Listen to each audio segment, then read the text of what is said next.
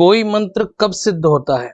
1 लाख बार जपने पर या कि 108 बार जपने पर? तब क्या होता है जब कोई मंत्र सिद्ध हो जाता है? यह सवाल तो आपके मन में जरूर आते होंगे। इस वीडियो में मंत्रों को शीघ्र जागृत करने का रहस्य समझेंगे।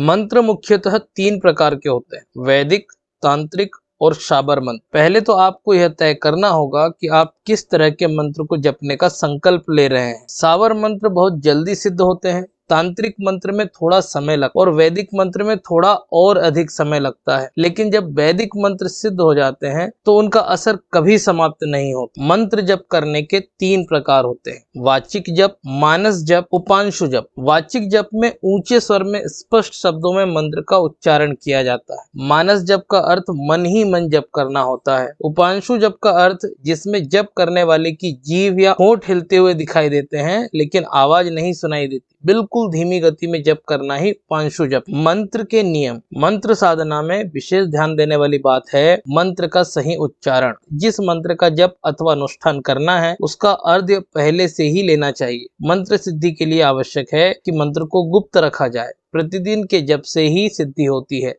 किसी विशिष्ट सिद्धि के लिए सूर्य अथवा चंद्र ग्रहण के समय किसी भी नदी में खड़े होकर जप करना चाहिए। इसमें किया गया जप शीघ्र लाभदायक होता है। जप का दशांश हवन करना चाहिए और गरीबों को भोजन कराना चाहिए। मंत्र को सिद्ध करने के लिए पवित्रता और मंत्र के नियमों का पालन करना तो जरूरी है ही, साथ ही यह भी समझना जरूरी है कि मंत्र को सिद्ध करने का विज्ञान क्या है। मन को एक तंत्र में लाना ही मंत्र है। उदाहरण के लिए यदि आपके मन में एक साथ 1000 विचार चल रहे हैं उन सभी को समाप्त करके मात्र एक विचार को ही स्थापित करना मंत्र का लक्ष्य होता है। यह लक्ष्य प्राप्त करने के बाद आपका दिमाग एक आयामी और सही दिशा में गति करने वाला होगा। जब ऐसा हो जाता है तो कहते हैं कि मंत्र सिद्ध हो गया। ऐसा मंत्र को लगातार जपते रहने से होता है। यदि आपका ध्यान इधर उधर भटक रहा है तो फिर मंत्र को सिद्ध होने में विलंब होगा। कहते हैं करत करत अभ्यास से जड़मति होत सुजान, रसरी आवत जात से सिल पर पड़त निशान। इसी तरह लगातार जप का अभ्यास करते रहने से आपके चित्त में वह मंत्र इस कदर जम जाता है कि फिर नींद में भी वह चलता रहता है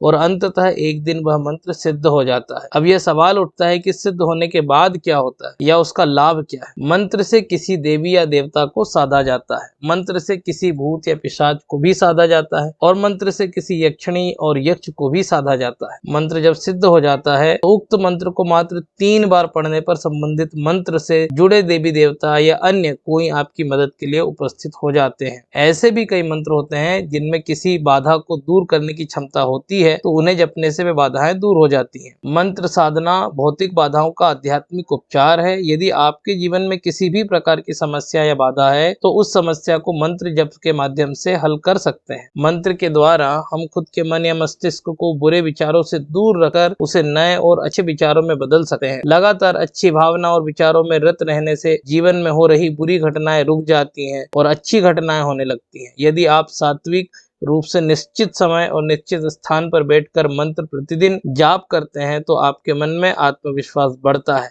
साथ ही आप में आशावादी दृष्टिकोण भी विकसित होता है जो कि जीवन के लिए जरूरी है। अंत में मंत्र जिन्न के उस चिराग की तरह है जिसे रगड़ने पर उक्त मंत्र से जुड़े देवता सक्रिय हो जाते हैं। मंत्र एक प्रकार से मोबाइल के नंबरों की तरह कार्य करता है। उक्त जानकारी भारतीय तंत्र शास्त्र में वर्णित विचारों से ली गई है। इन बातों को मानना या न मानना पूर्णतः आपके विवेक पर निर्भर करता है। अगर आपको ये जानकारी अच्छी लगी है तो चैनल को लाइक कीजिए, सब्सक्राइब कीजिए और शेयर कीजिए।